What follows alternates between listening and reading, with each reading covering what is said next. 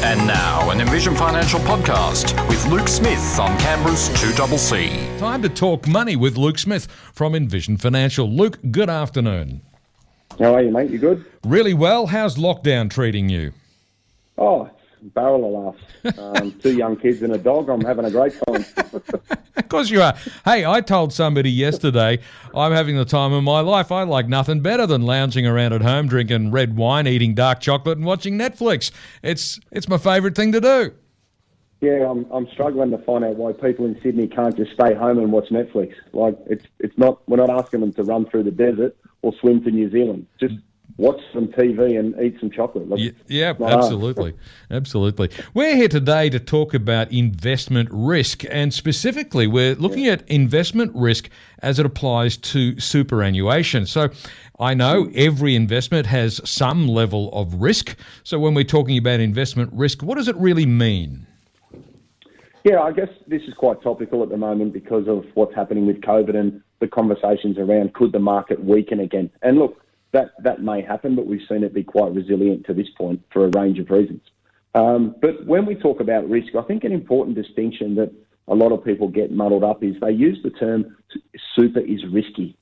And we need to take a step back and say superannuation is just a vehicle or structure that holds assets on your behalf.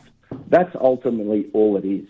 So I don't think it's fair for people to say that super is risky, because what we're really talking about is what's in the fund and how are your assets invested. That's where your elements of risk will come from, and that's where you can control whether something is very risky or very defensive. And the analogy that I use regularly on the show is if the speed limit's 100 kilometres an hour and you're driving at 160 to 180 in a 100 zone, could you talk your way out of a ticket? And most people say, well, sometimes, and a lot of ladies say, well, back in the day, I probably could have. But that is an example of high-risk investment. It comes with high rewards, i.e. you get where you're going quicker, but if you do get caught, it can be quite expensive. In a similar vein, doing 40 kilometres an hour in a 100 zone is just as risky, because if you think about doing that on Gungahlin Drive, you'd upset a lot of people banking up traffic, and you'd probably be late getting where you're going. So that's an illustration that going too slowly can also be dangerous. But most people agree that if I say to them, do you normally drive sort of 90 to 110 kilometres in a 100 zone? They generally nod their head and say, yep, that's exactly what we do. And I find that analogy is a great way of illustrating the different ways that risk can be managed and implemented inside a portfolio. And then it talks to, well, how do I feel about risk?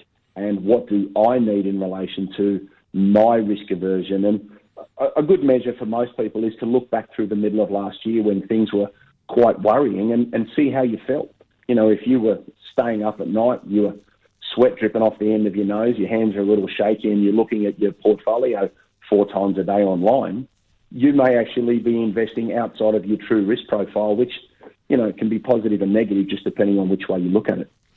So when we look at investment options, we often are given a choice between growth or income. Is one inherently more risky than the other, or is it horses for courses? I think it's really about looking at what's generating that income, because you can have a growth asset that pays income. You could have a growth asset that doesn't pay income. So it's important to look under the hood, especially within superannuation, and get an understanding of what sectors you are holding and the weightings to those individual holdings. So what I mean by that is if you've got 100% of your super fund invested and you think you're a moderately aggressive investor, you might be running 30 to 40% in the Australian equity sector. You might be running 25 to 35% in the international sector. Now, the important distinction here is don't assume that the label of your investment option is in line with your value system or your perception of the amount of risk you're taking. And what I mean by that is the term balanced, as we've touched on in other shows, is a very fluid thing. If I get on a seesaw with somebody that's half my weight, it's probably not going to be balanced. They'll be perched up in the air. And in a similar vein, you can't look at your balanced option, if that's what you have in your super fund, and assume that you think it's a 50% allocation to growth and a 50% allocation to defensive assets. You need to look under the hood, and that's why I say look at the assets that you're holding and the weightings of each sector. If you're holding more than 70 to 80% of your portfolio in growth assets, then you need to accept that you might be, in that analogy we used earlier, driving at 130 or 140 in a 100 zone. And similarly, if you've got 60% defensive, you might be driving 80 kilometres in a 100 zone. So understand what your asset allocation is and your exposures to the individual sectors within your account.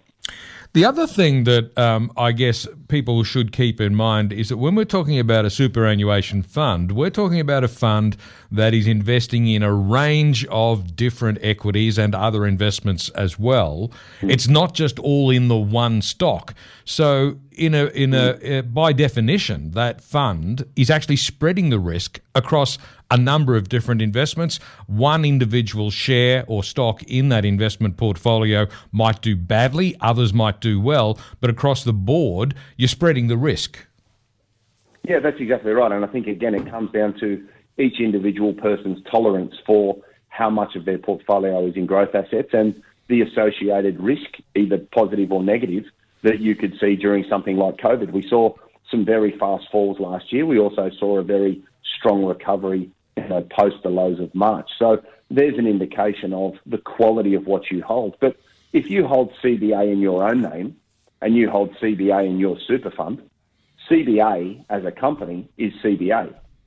It's not more or less risky if you hold it in your super fund. So that sort of comes back to that distinction I made earlier about the difference between risk and the structure. I think some other things people should keep in mind as well is if you have 6 green apples, you're not necessarily diversified if you've got 6 of the same thing. So have a look in your fund. Try and avoid very large holdings to one individual asset. And as you touched on just now, make sure that you have an ample amount of diversification, not just across your fund, but also inside each individual sector. And what I mean is if you've got Australian equities, you might want to have a number of different listed shares so that you can target different areas. You might want to have a number of different ETFs or exchange-traded funds. You might have a tech exposure. You might have a medical exposure. You might have an exposure to the ASX 300, the ASX 20. You might have an exposure to infrastructure, property. You could have a range of different exposures across your portfolio. Don't just have one very large holding unless it is internally diversified. Try and make sure that you're limiting your risk by looking at things that may be good and not necessarily selling them all, but looking to take profit when you see significant rallies in price and then using those sale proceeds to further diversify your portfolio so that you can limit the downturn should it occur and maintain as much asset value as possible. Now, a lot of people make an assumption, and I want to ask you if this is on the money or if it's misleading, but a lot of people make the assumption that if they're younger and still accumulating, they should be oriented more towards the growth end of the spectrum, whereas if they're older and closer to retirement, they should be leaning more towards the defensive and the income end of the spectrum. Is that assumption correct? I'd question the assumption by considering the 2 key things that most people say when they come into my office. So you're looking to retire? Yes, I am. What would you like in retirement? I'd like a really strong income stream to fund my pension, and I'd like capital growth to offset the effect of inflation because I'd like to see the value of my money stay level or continue to go up if possible. So if we apply that theory or that assumption, we're actually flying in the face of the 2 key things that most people want in retirement, because if we become more conservative, we're then having less growth assets, we have more fixed interest and more cash. And as we all know, in the current environment, it's very difficult to get outperformance in the fixed interest sector, and terms like high interest bank account are a little bit of an oxymoron at the moment. So I think people need to consider when they retire. I find it hard to peg people's retirement date to their risk profile, because I would argue that your risk profile is appropriate for you for the next 10, 15, 20, 25 years, depending on how old you are when you retire, because a lot of people like to see that sustained growth in their portfolio. and you only achieve that over time by having an appropriate amount of growth assets. You may not be as aggressive as you were when you were younger, but I don't think you need to go and drive 40 in a 100 zone, to use that analogy from earlier. Okay. Now, of course, people, in many cases will simply trust their fund manager to make the right choices for them. How much investigation should people do into what's in their super fund? How deep should their analysis be? Well, because we're not professional investors, are we, Luke? No, not at all.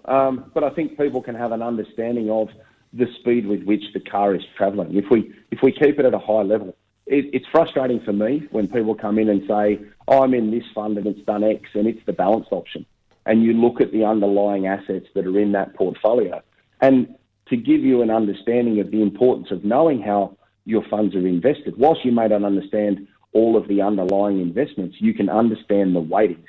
And the analogy I use regularly is, if I've got a blue car and you've got a red car and they're exactly the same model, and I'm doing 140 kilometres on the highway and you're doing 100, it's very difficult for you to beat me, even though we're driving the same car. Now, in that analogy, we can substitute the car for the balanced option, for example, because it's important to understand what you're investing in, as we touched on earlier, and what your exposures are, because it's impossible for a balanced fund running 50% growth and 50% defensive to outperform a balanced fund running 80% growth assets, even though they are named the same. So I think people should just have an understanding of what's my total growth allocation. And I think if they have nothing else in the fund that they understand, that's a great way of knowing, okay, in times that are good, things will be all right. In times that are bad, what would that likely do to the value of my portfolio, as opposed to something that's a little bit more defensive, and then gauge that against how they feel through things like COVID and the downturn that we saw last year. Now, Luke, what should people consider when it comes to their risk profile and how we can understand our own risk profile better? Yeah, look, I think understand what you can tolerate. Don't worry about what your friends do. Don't worry about what Jenny does, 3 desks down from you at work. Understand what you want to try and work with and what you can tolerate. Some people can carry amazing amounts of debt. Other people are more averse to carrying debt and like paying it off. So look at what you need and consider your time frames, because if you are a lot younger, then you do have a lot more time to be able to tolerate downturns should they occur. So you could have a more growth-orientated portfolio and have higher allocations to individual sectors. Make sure that you diversify the broader portfolio, but also within the individual sectors. If I've got a massive holding of CBA and 4 or 5 other very smaller holdings in the same area, you might want to say, well, I'll take some profit out of CBA and then diversify that asset base. So understand what you do across your broader portfolio, but also then look especially where you're managing it yourself and you're not in a generic option through, say, an industry fund or a personal super fund, you could then look to try and isolate individual holdings that are getting a little bit larger because of good growth, and look to try and reduce those. Not necessarily altogether, but just reduce the weightings to those, because then you've got less of a reliance on one particular fund manager or one particular asset within your portfolio. How important is it to consider the potential downside as well as, running the risk of being blinded by the potential upside? Look, again, I think it's important to keep it in context. Nobody likes things going south, and nobody could have predicted the impact of the market last year in relation to COVID. But again, if you consider that things do happen, and if you look over time, periodically we do have corrections of different sizes, you just need to keep in mind that, taking into account your investment time frame and horizon, have I got an appropriate amount of growth assets to help me on the upside, but I don't have too many that I could lose a significant amount of my accumulated profit if there was to be a wobble or a downturn out of the blue. So just try and hedge your bets on both sides. You don't necessarily need to be extreme at either end. Again, 90 to 110 in a 100 zone, you'll generally be all right. Indeed.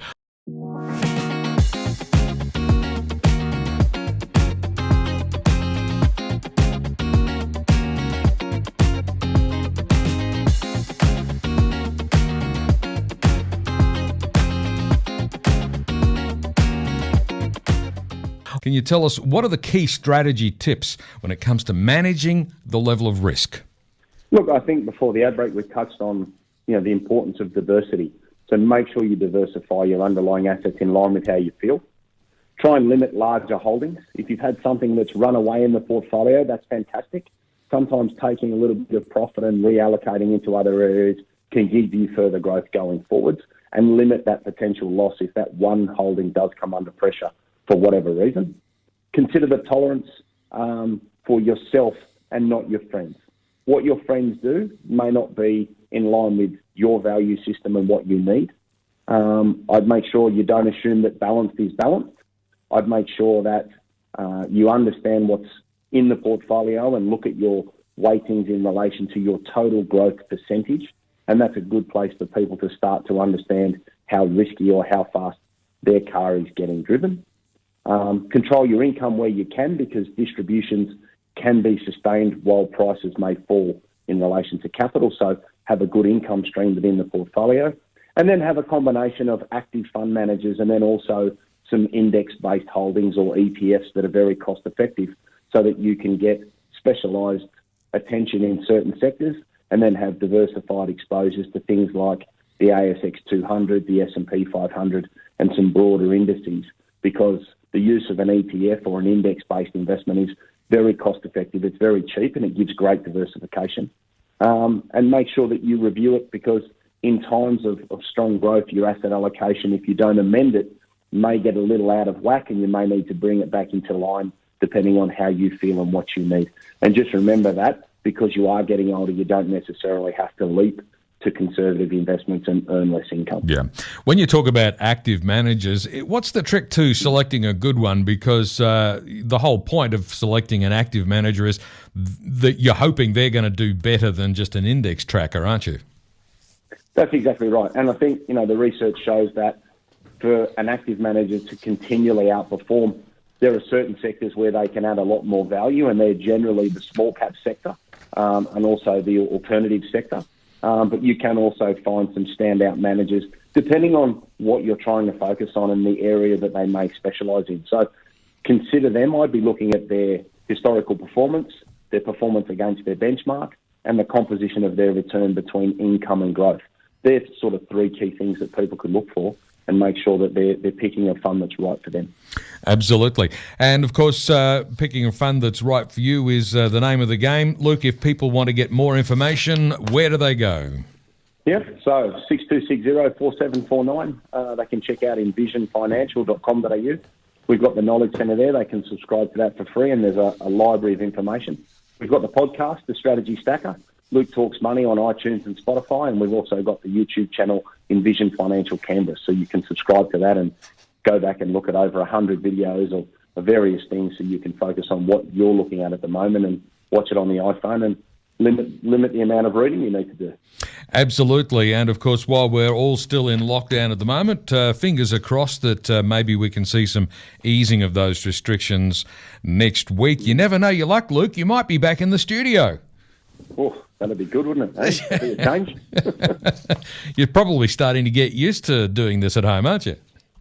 Oh, I think there's a certain amount of excitement sitting in the studio that you lose, with a jumpy castle behind you on the Zoom camera, So, yeah, we'll get back to normal sooner rather than later. Yeah, well, fingers crossed. We'll see how we go next week. Maybe on the phone, maybe in the studio. We'll see what Andrew Barr says on Monday or Tuesday or whenever it is he's going to make up his mind. Thanks very much. We'll catch you next week. See you next week, mate. Thank you. That's Luke Smith from Envision Financial.